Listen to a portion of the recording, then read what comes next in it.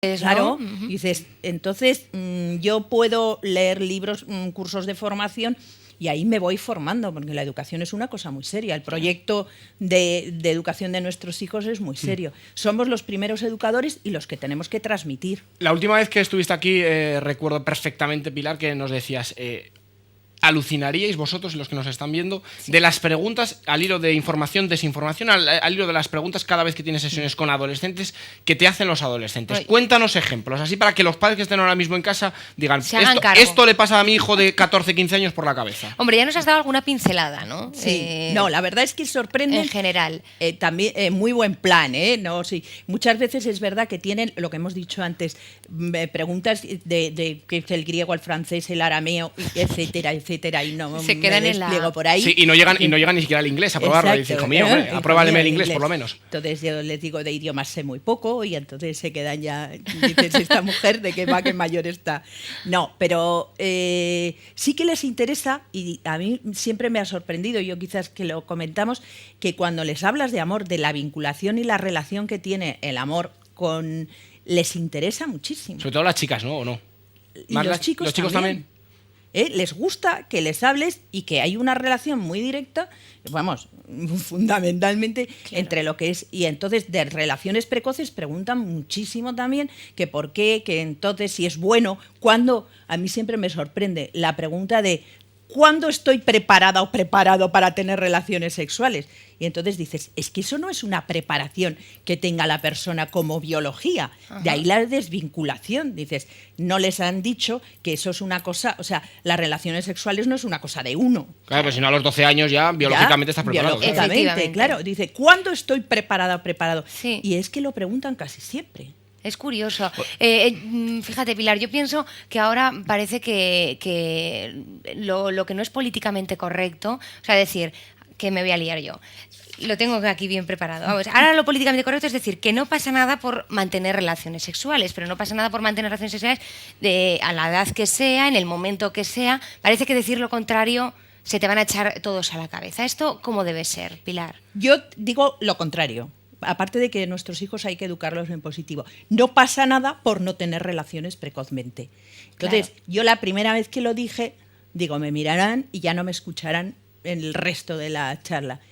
Y te escuchan y encima les gusta. Dice, bueno, hay alguien que me dice algo distinto. Bueno, que ¿no? Por lo menos no se sienten obligados, ¿no? Claro. Hay muchos, ¿no? Entonces dices, no pasa nada por no tener relaciones precozmente, porque no es que haya que estar preparado psicológicamente, afectivamente, no, es que es una preparación mucho más madura, es una madurez no de persona sino de pareja, y ahí es donde tendría más sentido.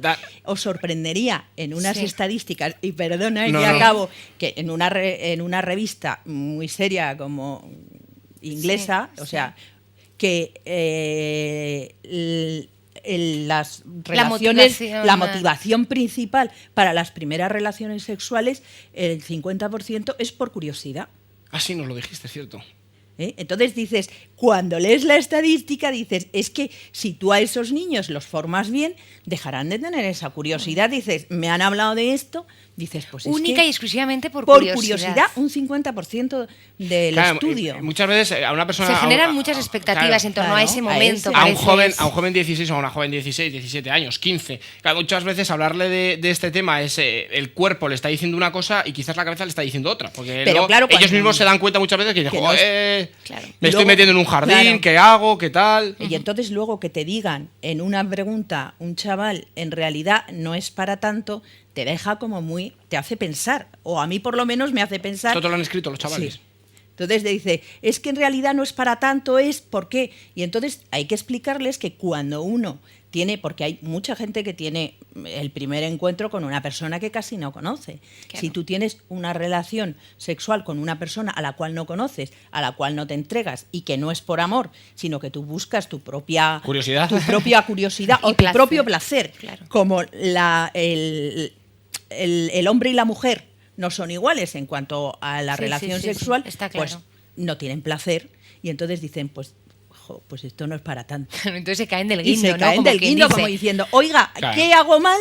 Dice que no es para tanto. Por eso hay tan pocos niños ya. Pilar, hay un tema que ha saltado estos días a la primera plana de actualidad que nos encantaría hablarlo contigo, aunque sea en los pocos minutos que nos quedan, y es el hecho de que se vaya a vender la píldora del día después sin receta y sin ningún tipo de control en cuanto a la edad. Habéis saltado los médicos ahí a la Gran yugular. tema, ¿no? Hombre, médicos, farmacéuticos han puesto todo. el grito en el cielo y no es para menos, porque el tema es serio. Una píldora no es cualquier cosa. Y me gustaría que tú, Pilar, no solo ya como persona que representa hoy a los cursos que impartís algunos padres como de orientación familiar, como médico, hablaras de este tema, ¿no? Con conocimiento de causa. A ver, a mí también hay otra cosa que en las preguntas choca cuando hablas, porque también se les habla de anticonceptivos, solo conocen dos, que es el preservativo y la píldora del día después. Primero tienen que entender que no es un anticonceptivo, es que ellos piensan que no pasa nada, porque, dicho textualmente, dice no pasa nada, tienes relaciones, luego vas y te tomas la pastilla. Entonces, esto es, independientemente de otros temas, no es una cosa como anticonceptivo habitual después de una relación. Ya. Ni mucho menos. Entonces, ahora lo que se está viendo es que lo van a vender, ahora se estaba dispensando en los centros de salud, venían y había un cierto control. Con lo cual, lo que da miedo es que esto va a ser totalmente descontrolado. Para que os hagáis una idea, desde hace poco los anticonceptivos orales se obliga a la gente que sea con receta porque se quiere llevar un control. Con lo cual es una contradicción que la administración para los anticonceptivos orales, esa señora que está tomando, claro, normalmente necesite receta, y para esto, que es una cosa que tiene que llevar, que es una dosis alta de hormonas, no vaya a haber ningún control.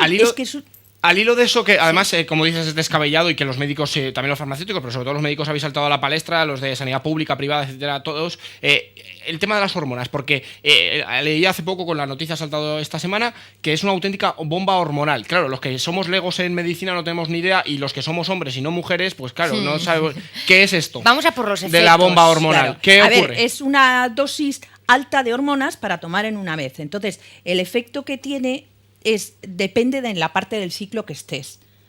En una parte del ciclo lo que hace es conseguir que el espermatozoide, porque espesa el moco cervical, no ascienda. Depende de qué parte del ciclo puede conseguir que no ovules y depende de parte del ciclo que estés puede conseguir una hemorragia para evitar que haya implantación, ¿no? Entonces depende de... Pero esto se consigue con una dosis alta, con lo cual médicamente hablando no se puede abusar de esto, independientemente de otros temas, porque no puede una persona tomarlo, y yo sé por casos que he visto que lo solicitan ahora y dentro de una semana. Entonces, si yo me lo puedo comprar en la farmacia... Es el recurso fácil, ¿no? Ante una sobre todo es noche... que, además, viendo las características de la adolescencia, es que es lo que hacen. Dices, a mí no me va a pasar, anda, como he tenido un encuentro rápido, ya me tomaré la pastilla, por favor.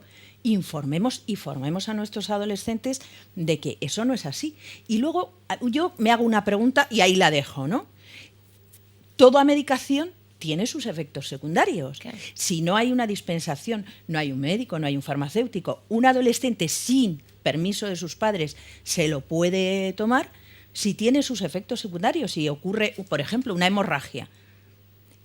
¿Quién se va una niña de 16 años? Jurídicamente, ¿quién es el responsable de eso, ¿no? Ahora que estamos ya, independientemente de temas éticos, independientemente, dices, yo creo que esto no tiene ninguna lógica.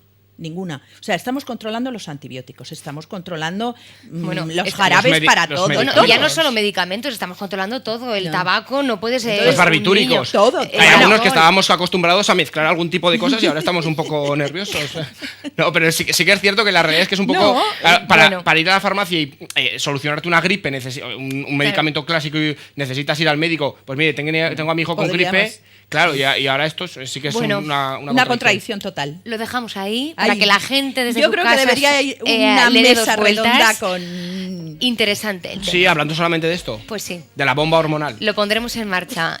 Pilar Traver, ha sido un placer tenerte de nuevo aquí con todos nosotros. Queda prometido otra sesión, sobre todo y en particular con todas esas dudas y cuestiones que las personas adolescentes o incluso, vamos más allá, tienen hoy en día, ¿no? Puede ser interesante y sobre todo para los padres que nos ven. Sobre idiomas, ya has dicho. Todo idiomas. Pilar, gracias. Gracias. Yo domino. Gracias y hasta la próxima. Y que Gracias, Pilar. nosotros nos vamos a publicidad y volvemos No, con yo me voy, más yo cosas. me voy con Pilar. Ya sé que me voy, abandonas, pero voy, yo me voy quedo con Pilar a todos los que nos ven preguntarle- ahora mismo. Preguntarle cosillas, preguntarle cosillas. We can make it better. And tell me, boy, now wouldn't that be sweet?